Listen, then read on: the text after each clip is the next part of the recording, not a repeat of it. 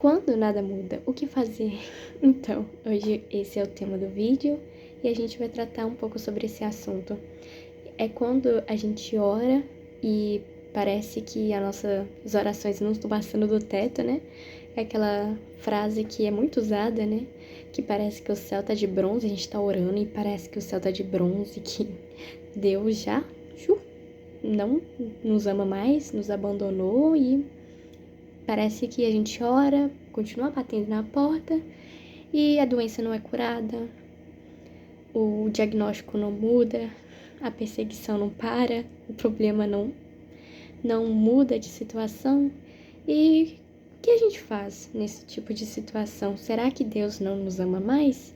Será que Ele nos abandonou? Será que a gente fez alguma coisa, a gente pecou e Deus olhou e falou assim, não quero mais?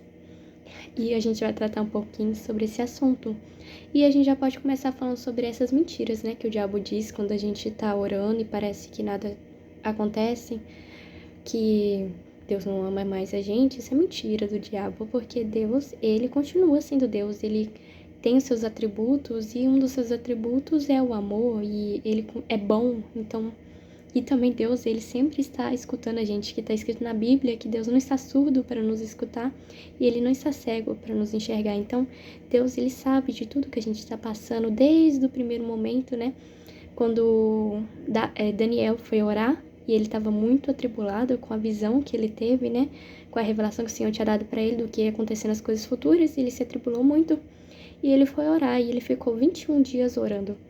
Aí depois o anjo chegou nele e falou assim, desde o primeiro momento que você se dispôs no seu coração a buscar o Senhor o havia escutado, o Senhor me enviou aqui. E então, desde o primeiro momento que a gente coloca os nossos joelhos no chão, a gente eleva nosso pensamento a Deus e a gente tem uma causa e a gente entrega na mão do Senhor, desde o primeiro momento o Senhor nos escuta. Mas então por que que ele não nos responde? Por que que ele não muda o diagnóstico? Por que que a situação não muda o seu estado?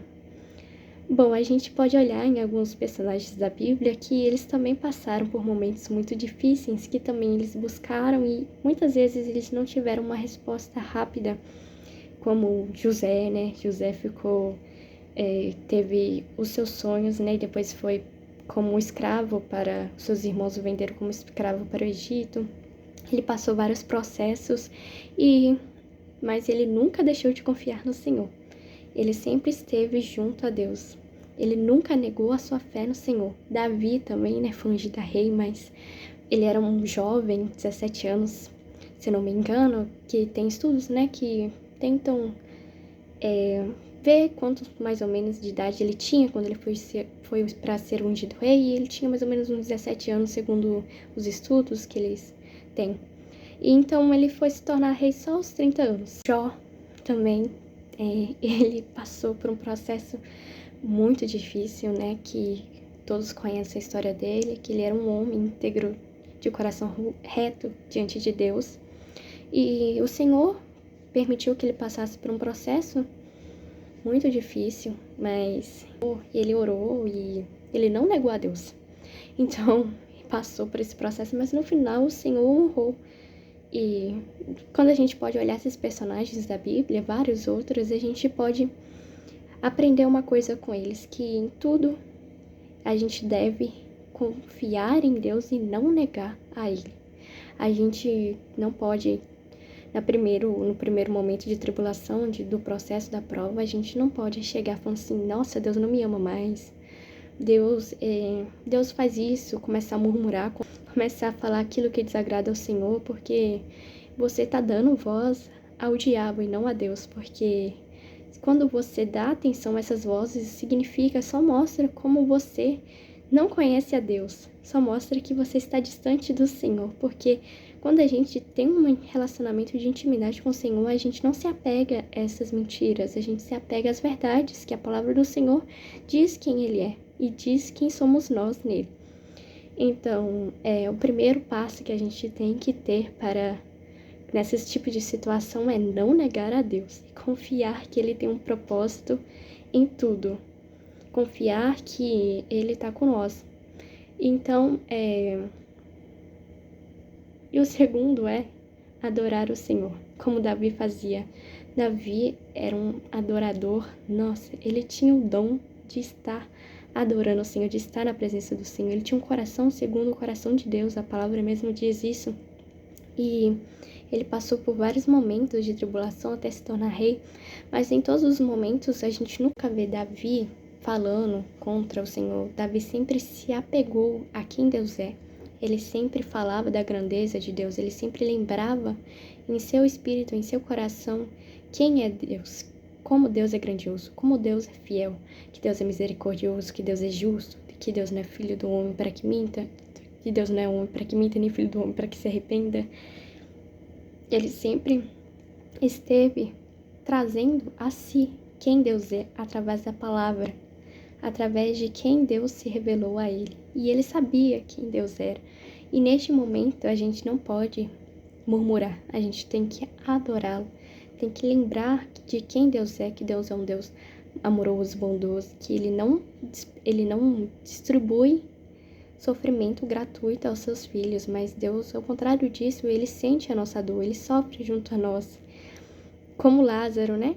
Lázaro estava doente e mandaram um mensageiro para ir a Jesus falar que o seu amigo, ele estava precisando que ele fosse até lá, para que Jesus fosse até lá curar ele, e Jesus escutou a mensagem, mesmo assim não foi o momento, ele não foi, ele esperou mais uns dias até que ele dissesse aos discípulos, nós temos que ir lá, porque Lázaro dorme. E os discípulos não entenderam, né? Porque se Lázaro dorme, então ele está bem. Mas Jesus falou claramente para eles, não, Lázaro está morto. E quando ele chegou lá, já estava 4 dias, né? Então, Jesus escutou desde o começo, antes do mensageiro vir, ele já sabia o que estava acontecendo com Lázaro. Então, se a gente parar para pensar nessa lógica, será que Jesus, nosso amado Deus que pisou sobre a terra, não amava Lázaro? Ao contrário, ele amava Lázaro. Quando ele chegou lá e viu todo mundo chorando, sofrendo, ele se comoveu com o sofrimento deles. Então Jesus, ele tem um propósito. Ele tinha um propósito com Lázaro, que era para sua glória. E muitos, através daquele milagre, acreditaram em Jesus, aceitaram ele na sua vida como um Messias, né? Acreditaram que ele era o Messias que havia de vir sobre a terra. E naquele momento foi uma glória, né? Porque ali se manifestou o poder de Deus, a glória de Deus, que antigamente eles acreditavam que Deus podia levantar alguém da sepultura só apenas em 3 dias. A partir do 4º, eles não acreditavam que podia acontecer esse milagre. E só Deus mesmo, só o Messias que tinha o poder de fazer isso, e Jesus foi lá e fez. E mostrou, né, que foi para honra e para glória dele, foi para edificação de muitos. Não foi porque Deus era ruim, não foi porque Jesus ele não se importava, mas foi porque para que o nome dele fosse glorificado, foi para que o propósito desse momento de dor foi para que muitos fossem edificados, fossem salvos. E então Deus não desperdiça, não coloca sofrimento gratuito sobre os filhos dele, porque Deus nos ama, ele não vai nem... Se nossos pais que são maus conseguem dar boas coisas a nós, imagina Deus, que ele é bom, amoroso, fiel e justo, por que ele ia dar uma pedra para o seu filho que pede pão? Ou vai dar uma serpente, uma víbora para aquele que pede algo para ele? Não, Deus não é assim. Então a gente tem que não negar a Deus nesse tipo de situação, adorá-lo, lembrar os atributos dele, lembrar quem Deus é e não olhar para confiar nele, né? Não olhar para a nossa circunstância, não olhar para a tempestade, mas olhar para Jesus. Porque se a gente ficar focando no que está acontecendo, no momento que a gente está passando, a gente não vai conseguir encontrar a paz.